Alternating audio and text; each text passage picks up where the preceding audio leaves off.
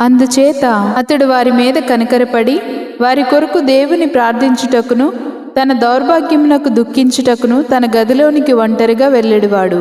మరియు అతడు కొన్నిసార్లు పొలములో ఒంటరిగా తిరుగుచూ కొంతసేపు పుస్తక పఠనము, కొంతసేపు దేవునికి ప్రార్థించుచుండెడివాడు.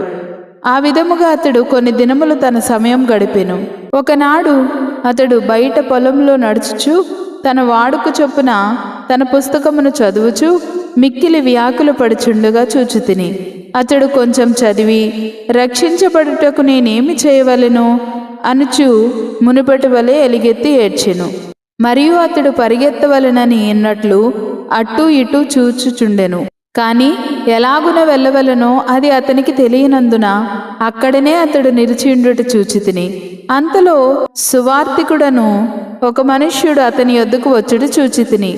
ఆయన అతని చూచి, నీవెందుకు ఏడ్చుచున్నావని అడిగెను. అందుకతడు, అయ్యా, నేను చావవలెననియు ఆ తరువాత న్యాయ విమర్శకు రావలెననియు తీర్పు అయినదని నా చేతిలో ఉన్న ఈ పుస్తకం వలన నాకు బోధపడినది. చచ్చుటకు నాకు మనస్సు లేదు, అటువలనే న్యాయ విమర్శకు నిలవలేనని ఉత్తరమిచ్చెను. సువార్తికుడు అనగా మంచి వర్తమానం చెప్పువాడు. ఆ మంచి వర్తమానం ఏదనగా, మనుష్యులు పాపులైనప్పటికీ దేవుడు ప్రేమస్వరూపుడు గనుక వారిని రక్షించుటకు తన ప్రియకుమారుని పంపెను. పాపుల నాశనము దేవునికి అసహ్యము గనుక ఆయన యొద్దకు మరులుడి.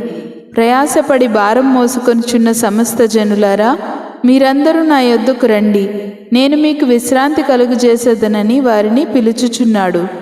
అదే మంచి వర్తమానము.